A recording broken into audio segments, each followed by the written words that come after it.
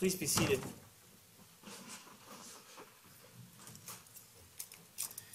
Back on the record, this is the people of the state of Colorado versus James Egan Holmes, case number 12 CR 1522.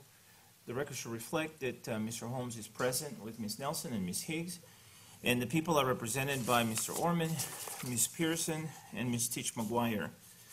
The jury has sent out a note which I have labeled as jury question number 2 during phase 3 deliberations.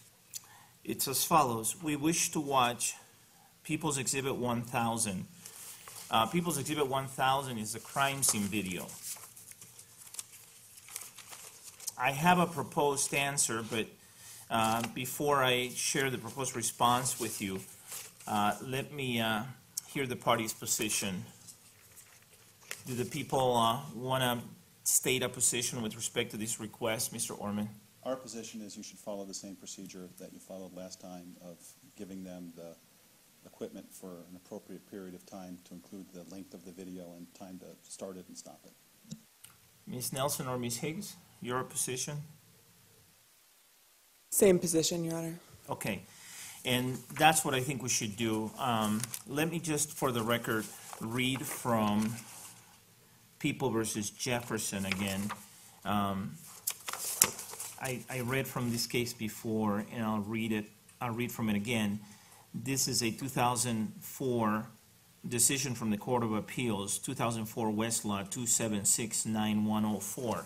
And I am aware of the fact that this is pending review before the Supreme Court, but I'm only relying on it for purposes of the law that is stated in here, the law that's summarized, because I think it does a good job of it. Generally, a jury is permitted to take into the jury room all exhibits received into evidence, subject to the trial court's discretion to order otherwise.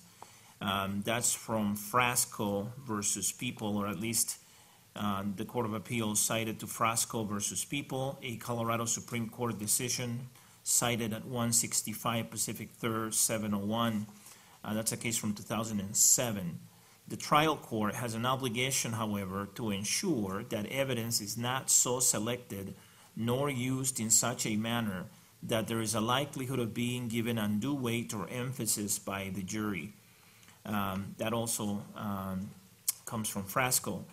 This obligation is particularly pronounced with respect to jury access during deliberations to portions of trial testimony and to exhibits substituting for trial testimony.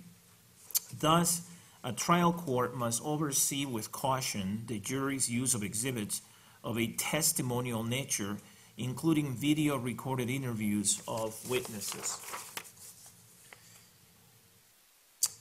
The trial court must exercise its discretion to permit, deny, or limit the jury's use of a testimonial exhibit by assessing, number one, whether the exhibit will aid the jury in its proper consideration of the case, and even if it would, number two, whether a party will nevertheless be unfairly prejudiced by the jury's use of the exhibit.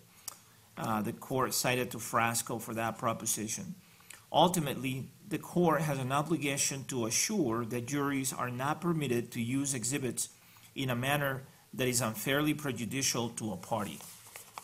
That also comes from Frasco, F-R-A-S-C-O.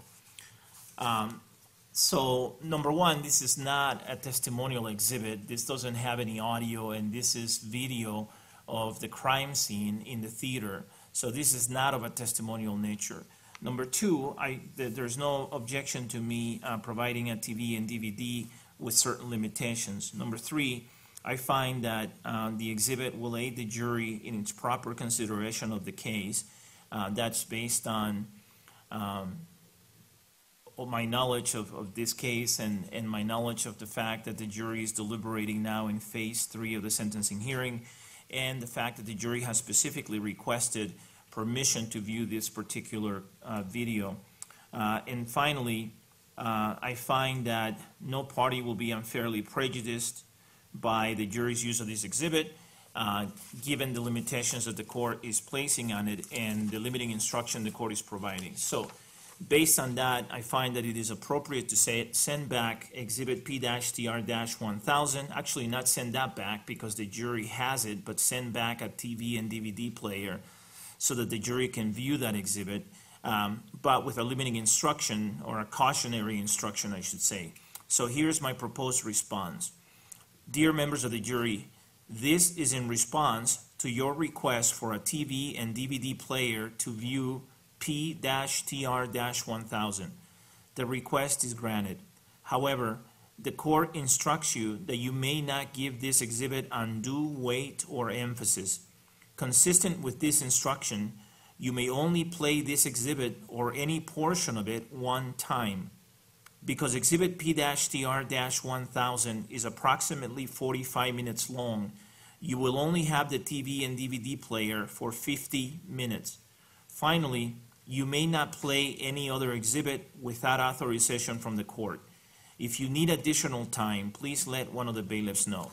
If you would please give copies of the question or the note and the proposed response to the parties, I would appreciate that. Thank you. And the record should reflect that Ms. Zagel is doing just that. Take a moment, please, to review both the note and my proposed response, and let me know how you would like to proceed.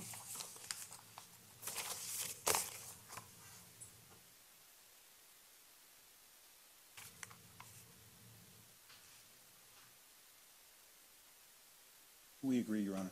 All right. Anything from the defense? Take your time.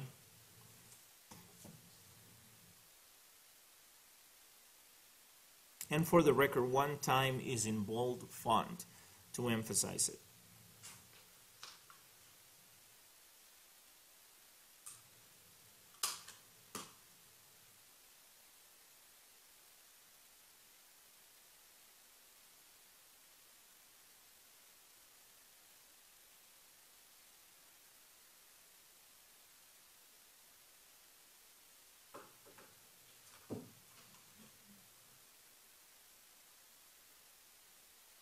Your Honor, I recognize that we said we agree with the people. We don't. I am changing our position. I'm going to object to the jurors being able to watch this particular video.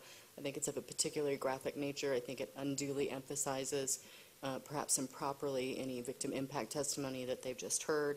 And we would object under the 5th, 6th, 8th, and 14th Amendments of the United States Constitution, as well as Article 2, Sections 16, 20, 23, and 25 of the Colorado Constitution. Any response, Mr. Orman? It's in evidence, Your Honor. The jury wants to see it. You've outlined the factors that the court should consider, and all of those factors, I think, can only lead to the conclusion that the jury should be able to view this video.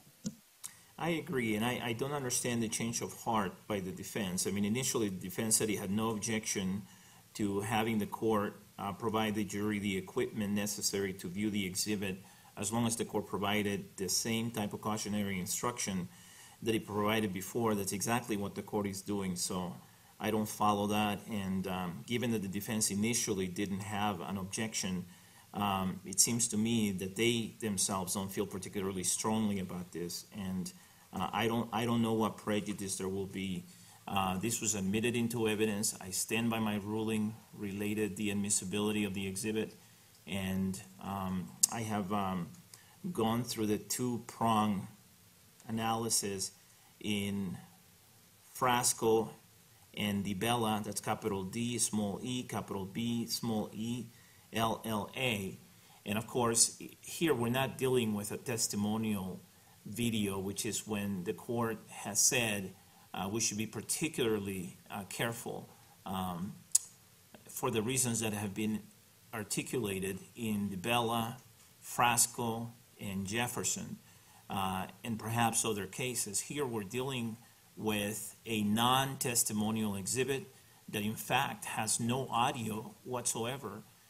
It is an exhibit of the crime scene, and I understand that that may be prejudicial in terms of it being damaging to one party or the other, but it is not unfairly prejudicial or unduly prejudicial. To the extent that there is any prejudice, it is a result of the exhibit having probative value and having been admitted. And I continue to believe that the exhibit will aid the jury in its proper consideration of the case. There's no argument that it will not, and there's no basis for me to find that it will not. And I continue to believe that this will not be unfairly prejudicial to anyone, given the cautionary instruction that I'm giving the jury and giving the limits that I'm placing on the jury. I'm telling them they can only play it once. I'm telling them they can only have the TV and DVD for just about as long as the duration of the video, and I'm telling them that they cannot even play any portion of the video more than once. So they cannot replay even any portion of the video.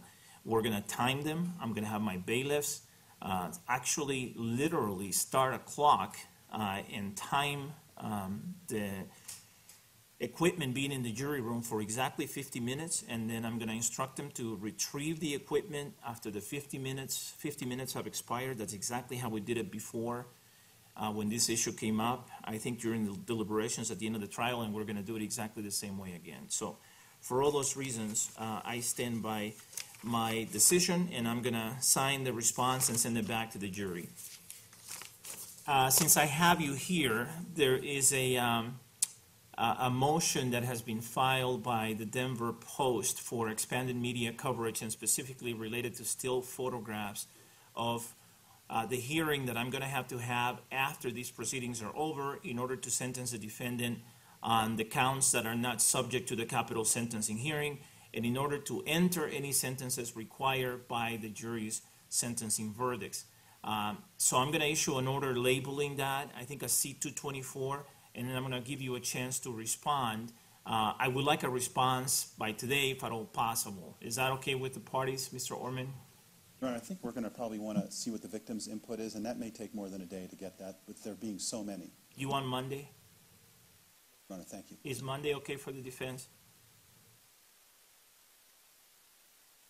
We have until Tuesday, Your Honor. That's fine. I'll give you till Tuesday. Okay. All right. The court will be in recess. Thank you.